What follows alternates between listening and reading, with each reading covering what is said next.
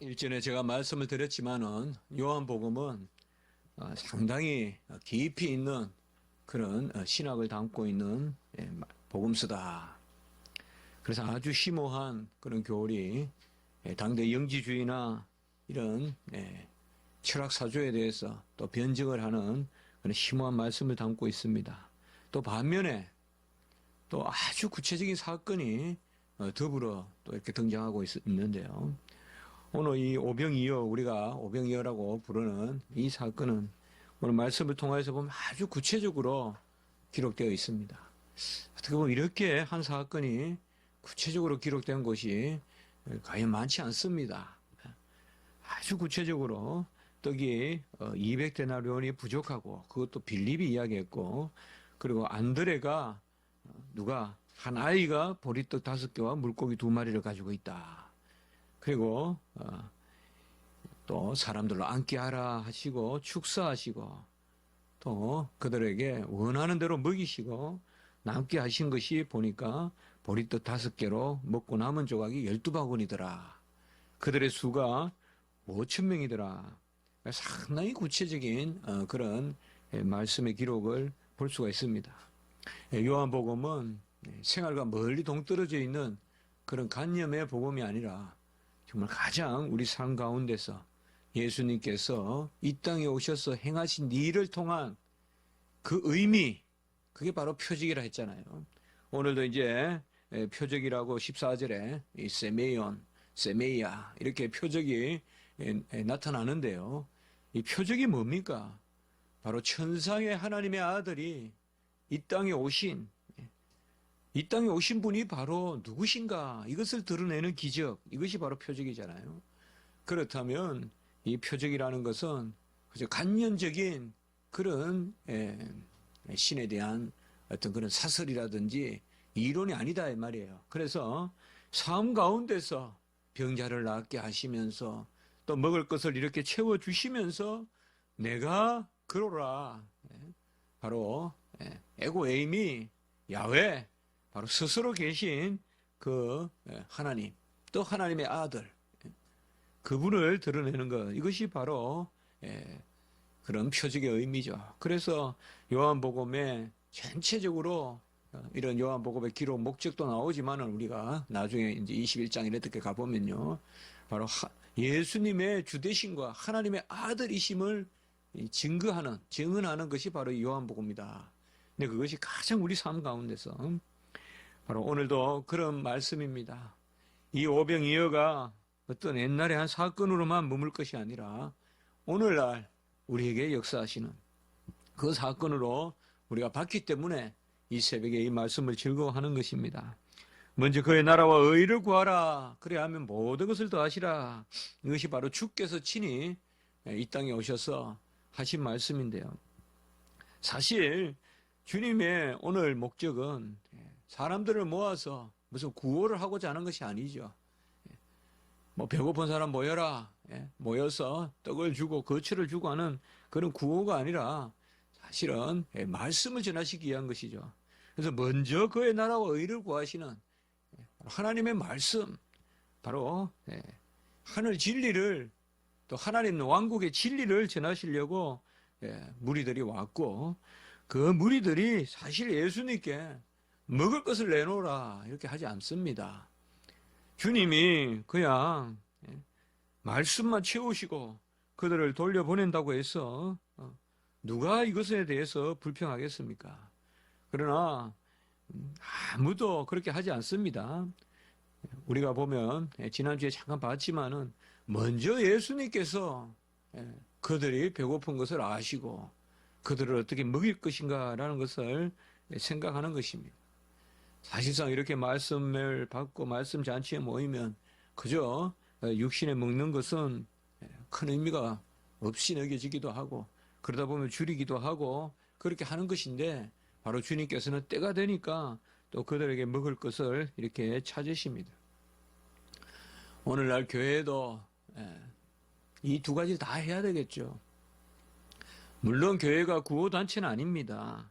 교회가 무슨 NGO 단체도 아니고, 교회는 분명히 하나님의 말씀을 그 교회가 말씀의 터 위에 서고 말씀을 전하고 예배드리고 성례 거행하고 또 이렇게 성도들의 표지를 드러내는 그것이 바로 교회입니다. 그렇지만은 이 교회는 일상의 그런 필요에 무관할 수가 없습니다. 종교개혁 때 4분의 1은 쪼개서 교회 내의 성도들을 구제하고 또 4분의 1은 쪼개서 교회 외의 사람들을 구제하고 그래서 이 두 개를 묶으면 절반을 사람을 돕는 데 썼다. 그래서 철저히 먹고 입는데 말이에요. 가난한 사람을 구휼하고 그래서 누가 뭐라 그래도 이 배고픈 사람들, 환자들 이런 사람들을 도와주는 것은 우리 교회로부터 시작된 것입니다. 불교가 이 일을 많이 하지 않습니다. 역사상 불교가 무슨 구호단체를 만들어서 가난한 사람들을 모아서 구휼했다 이런 말들은 잘 없습니다. 뭐 구휼은 나라에서 하는 거고 세금 받아 하는 거고 그렇게 생각했지만은 사실은 이 NGO라든지 또 뭐 우리가 아는 적집사라든지 이런 그 남을 돕는 정신 이것은 철저히 바로 우리 주님이 이 땅에 오셔서 오늘과 같이 가르쳐 주신 것이거든요.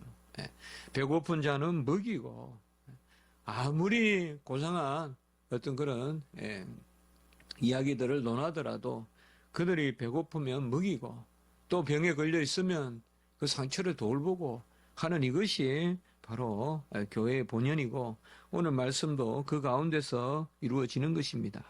주님께서 이 땅의 삶도 귀하게 보시고 또 먹을 것 입을 것 그할 것을 채우십니다. 아버지가 하물며 아버지께서 하물며 우리를 돌보지 않겠습니까? 그렇다면 그 아버지의 뜻을 이루는 아들도 그 부성적인 사랑을 아들을 통하여서 드러내시는 것입니다. 그렇기 때문에 우리가 보면 군데군데 중요할 때마다 먹이시는 그리고 내가 생명의 떡이라고도 했고 제자들에게도 가장 그 실망한 제자들을 일단 디베라 바닷가에서 먹이시는 그런 것들을 봤을 때는 주님께서 왜 우리가 육신의 부활을 합니까? 성경 교회 때 배웠지만은 지난 주간에 왜 육신의 부활이 우리에게 소망이 됩니까? 이것은 어쨌든 기본적으로 하나님께서 육체를 멸시하지 않는다는 거거든요. 육체를 멸시하지 않는다는 거예요. 영지주의자들은 다 육체를 멸시하고 헬라 철학자들은 다 육체를 멸시하고 간혹은 육체를 영혼의 시험대 같이 여겼어요. 우리 소크라테스의 그 향연이라든지 소크라테스가 독배를 마시는 이런 모습들을 생각해 보면 마치 육체는 내가 이 영혼이 이렇게 한번 시험해 보는 장소 그 육체는 뭐 영혼과 어떻게 부딪혀서 이기느냐 지느냐 하는 뭐 그런 장소 뭐 그런 감을 우리가 지어버릴 수가 없어요. 그러나 우리 잘 기억할 것은 하나님은 우리를 영혼으로 짓지 않고 영혼과 육체로 지었죠. 그렇기 때문에 육체에 속한 것을 그 육체를 틈타서 죄가 역사하는 것은 하나님께서 금하시지만은 육체 자체를 저급하게 여기거나 육체 자체를 어떤 모수덩어리라거나 영혼의 감옥이라거나 그렇게 여기지 않는다 이 말입니다. 사실은 이 육체야말로 우리가 사실 여기 꽃이 있지만은 꽃을 어떻게 아름다움으로만 이야기하겠어요? 아름답다는 것은 이 꽃의 형체고 이 꽃이 물체적으로 있기 때문에 이 꽃은 꽃다운 거 아니에요. 어찌 사람이 가지를 멸시하고 잎사귀를 멸시하고 꽃만 열매만 또 존중할 수 있겠어요? 그 마찬가지란 말이에요. 우리가 이 땅에서 상급을 받는 일을 하잖아요. 우리가 여기서 하나님을 섬기는 일을 하잖아요. 이걸 어떻게 해요? 영혼으로만 합니까? 당장 제가 지금 설교도 육체를 사용해서 하잖아요. 그렇기 때문에 우리 기독교 인간과는 육체를 멸시하지 않습니다. 육체를 불사르거나 육체를 뭐 소멸시키면서 영혼을 고상하게 하거나 이런 일은 우리는 하지 않습니다. 우리 영혼과 육체를 함께 분명히 이 땅에 오셔서 야, 그 며칠 굶어도 괜찮으니까 이렇게 하지 않는다 이 말이죠. 일상의 피로를 채우시는 이것이 바로 그래 보면 주님의 가르침에는 육체도 존중하시는, 그래서 그 육체가 바로 뭐예요?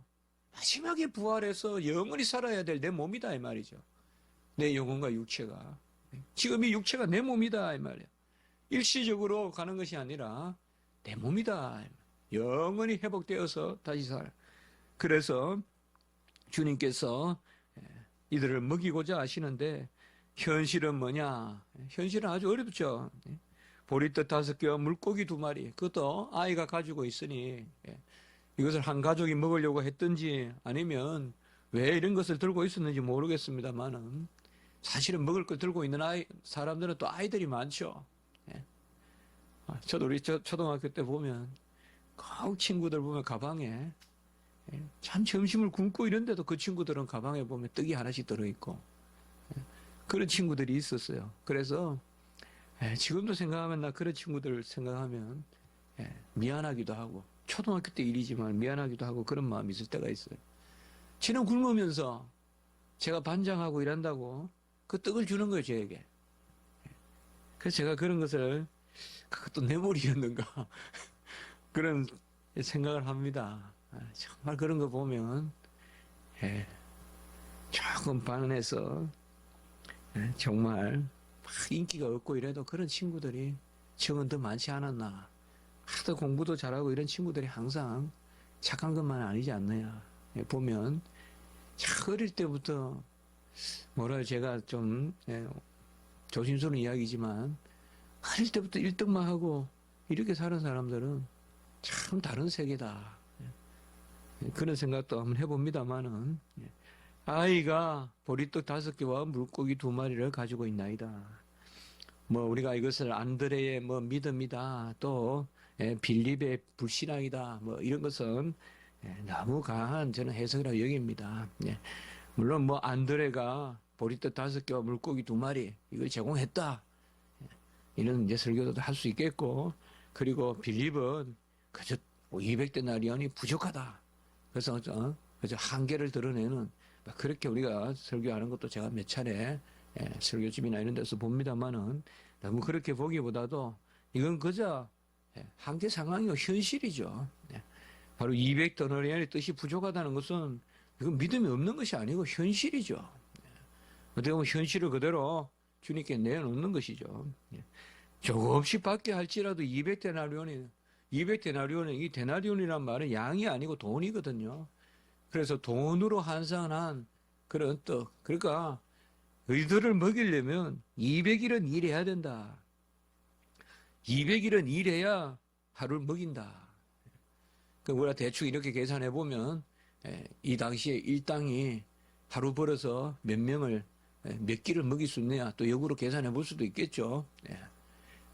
어쨌든 200데나리온이라는 것은 이렇게 임의로 모인 무리를 계획해서 모인 것도 아니고 임의로 이렇게 5,000명이 모인 무리를 어떻게 먹기가 쉽겠어요. 먹기 위해서 모인 모임이라 그러면 준비하겠지만 먹기 위한 모임이 아니고 다른 뜻으로 모였는데요. 그러나 주님께서는 이들을 먹이십니다. 앉게 하시고 마치 홍해를 가르칠 때 잠잠하라 하신 것 같은 그런 느낌을 우리가 받을 수가 있습니다. 앞에 앉게 하라 하시고 이 사람들로 앉게 하라 하시고 쭉 5,000명을 앉혀 놓으시고 그리고 바로 축사하신 후에, 축사라는 말은 뭐예요? 바로 기도하신다는 거 아니겠어요? 아들이 아버지의 뜻을 이룬다는 거죠. 아버지의 뜻대로 행한다. 아버지의 뜻대로 행한다. 모든 것이 기도와 말씀으로 거룩해진다고 했고, 또 아버지의 뜻은 아들을 먹이는 거고 그의 자녀들을 먹이는 것이요. 바로 축사하신다는 말은 이미 감사를 드린다. 물론 떡을 가져 축사하신 후에 이것도 이미 먼저 감사하는 그런 모습을 우리에게 보여줄 수가 있죠. 이런 것들은 다 설교가 많이 되겠고 우리가 이렇게 저렇게 설교 듣기 때문에 제가 다시 여기에서 이 부분은 너무 말씀드리지 않겠습니다. 그래서 축사하시니 이제 아버지와 아들의 뜻대로 많은 먹을 것들이 잔디에 앉아있는 사람들은 5천 명이 더한 이 술을 먹을 그런 양의 음식을 또 하나님께서 공급하셨다. 주님께서는 이 땅에 오셔서 아버지의 일을 행하셨지만 이제 이후에 다음 주나 우리가 말씀을 보시면 친히 떡이 되시는 그런 우리 주님을 드러내십니다. 바로 하늘 아버지께서 주시는 줄로 알고 축사라는 말이 뭐예요? 감사로 기도하는 것이잖아요. 감사하면서 하나님께 올려드리는 것이잖아요. 그런데 아들이 바로 그 떡이 되시고 또 생명의 물이 되십니다. 고린도전서 1장 3절에 보면 하나님 우리 아버지와 주 예수 그리스도로부터 은혜와 평강이 있기를 원하노라. 이게 초대교회의 아주 축복인데요. 또 바울 서신에서 볼 수 있는 것인데 하나님 우리 아버지로부터만 아니라 주 예수 그리스도로부터 바로 삼위일체 하나님의 역사를 말씀하고 있습니다. 아버지로부터 이 떡이 내려오지만 이 떡이 아들이다 이 말이죠. 이게 바로 삼위일체입니다. 예수님께서 축사하시고 예수님께서 또 잔을 가지시고 떡을 가지시고 축사하시고 이것이 내 몸이라고 하시잖아요. 또 내 피라고 하셨잖아요. 이것이 뭘 의미합니까? 바로 하늘 양식. 이게 지금 없잖아요. 없는 가운데서 만들어 주시는 거잖아요. 지금 육신에 있는 오병이어가 아니잖아요. 즉각 만들어주는 순간 창조잖아요. 순간 창조의 그 권능이 그저 아버지의 명으로 아들이 딜리버리 하는 게 아니라 아들이 그저 나르는 것이 아니라 바로 아들 자신이 떡이요 살이다. 그러니 뭐예요? 표적이다 이 말이에요. 표적이라는 것은 하나님의 권능을 아들이 드러내는 것이 아니라 하나님의 권능을 아들이 하나님으로 드러내시는 것이 바로 표적입니다.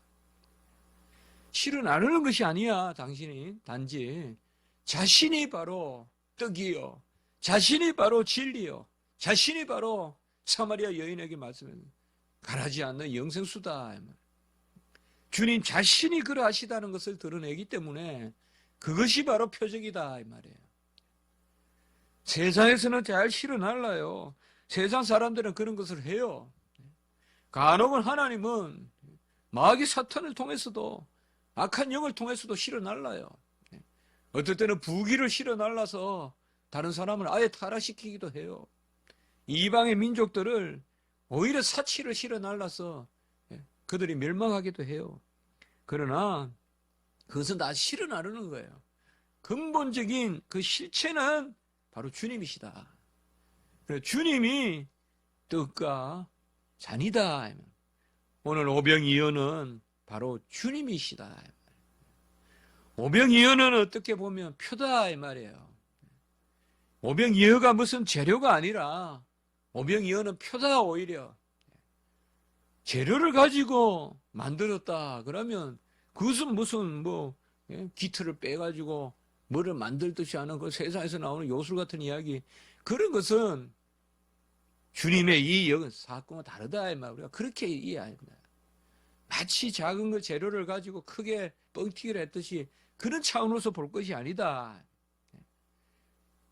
오늘 말씀에 깊은 뜻은 거기에 있습니다.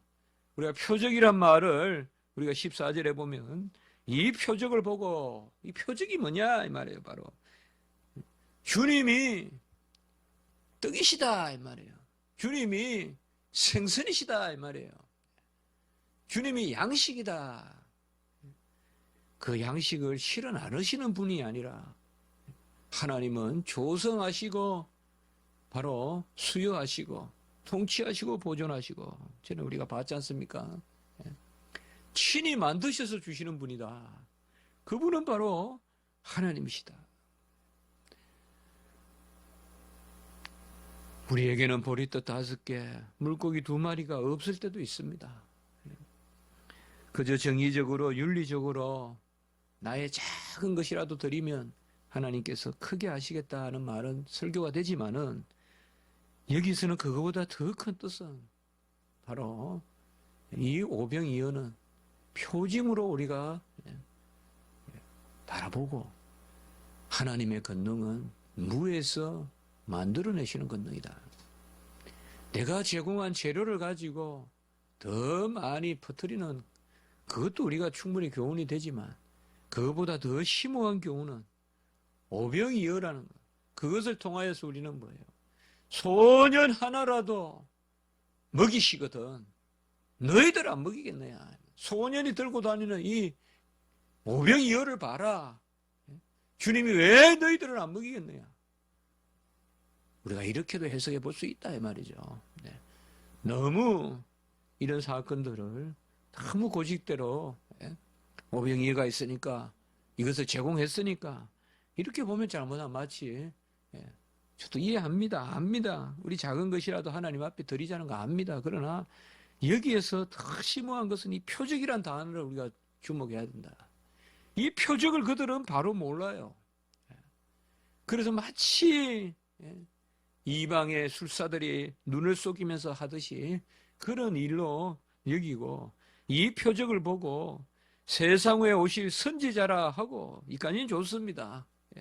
물론 주님이 선지자 중에 하나로 오신 것은 아니지만은 주님은 선지자 맞습니다. 그러나 선지자 중에 하나는 아니죠. 그러나 15절에 보면 주님께서는 그들이 억지로 임금으로 삼으려는 줄 아시고 그들이 이 표적을 잘못 해석했다 이 말이죠. 잘못 해석했다. 우리는 항상 심중에 잠잠히 정말 오병이어라도 있으면 얼마나 좋겠어요. 그러나 오병이어가 없어도 역사하시는 하나님. 이것조차 없어도 역사하시는 하나님. 어떻게 보면 우리는 이 오병이어라는 말씀을 붙드는 거죠. 내가 지금 오병이어를 가지고 있는 것이 아니라 오병이어의 말씀을 붙드는 우리죠. 지금 이 시대의 성도들은 오병이어가 없어더라도 역사하시는 그런 것까지 우리가 심오하게 바라봐야 되죠. 그래서 주님의 표적이 우리에게 임하기 때문에 정말 까맣게 타들어가고 정말 막막한 우리의 삶 가운데서 정말 내 의의가 어디 있습니까? 정말 우리의 질량이 얼마나 됩니까? 용기에는 물이 담겨 있는데 우리에게는 무엇이 담겨 있습니까? 나는 뭡니까? 나는 도무지 뭡니까? 견입니까? 티입니까? 도무지 내가 담고 있는 것은 뭡니까? 아무것도 없다는 생각이 들 때가 얼마나 많습니까?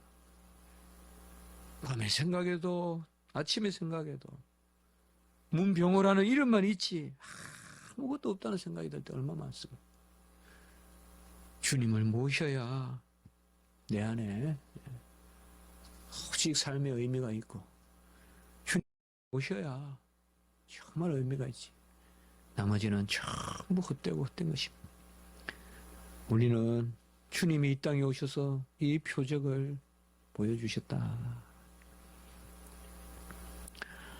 우리가 살아갈 때 하나님 앞에 모든 것을 맡기고 우리의 삶이 하나의 작은 표징이 될 수 있도록 주님 앞에 나아가는 그런 역사가 있기를 주님의 이름으로 축복합니다.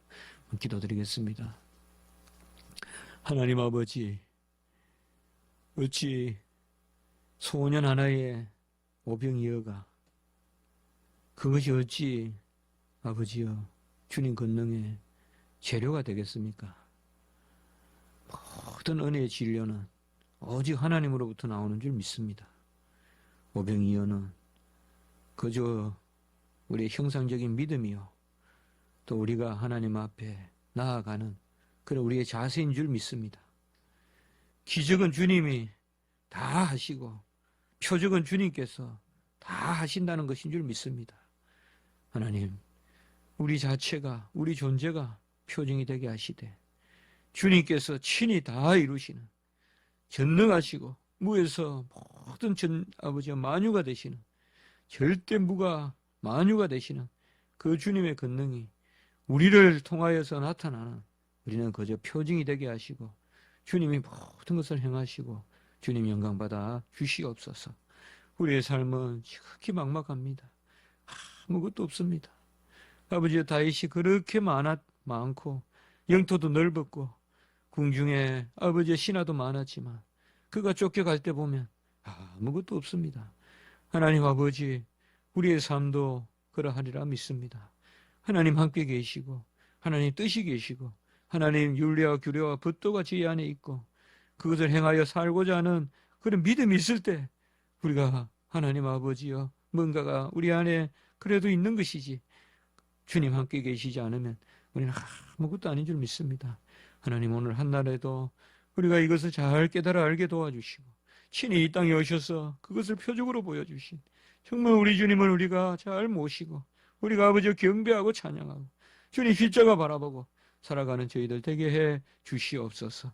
오늘 예배를 주님 의지합니다. 주일학교 붙들어 주시고 우리 아버지와 말씀 전하신 우리 강도사님 참 귀하게 보시고 말씀 전하실 때 큰 권능 나타내시고 우리 주일학교 영혼들도 사랑하시고 붙드시고 또 오후 예배 특별히 오늘은 또 먼 곳 피지에서 선교사님 오셔서 그간 주님 앞에 기도하고 눈물 흘리고 또 그 아버지와 이방의 낯선 그런 지역에서 아버지와 또 구제하면서 아버지의 말씀을 또 아버지와 주의 복음 사역을 하신 그런 우리 신 아버지의 선교사님 하나님 오셔서 말씀 전할 때 큰 은혜가 있고 영광이 있는 그런 시간이 되게 도우시고 오전 예배 불쌍한 종이 또 말씀을 전할 때 주님 도우시고 인도하여 주시옵소서.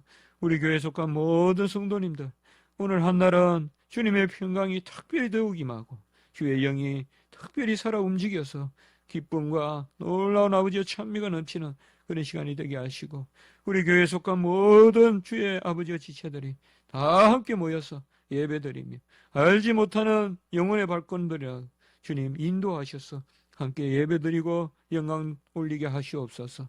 모든 것을 주님 의지하옵고 구주 예수 그리스도 이름으로 감사하며 기도드리옵나이다. 아멘.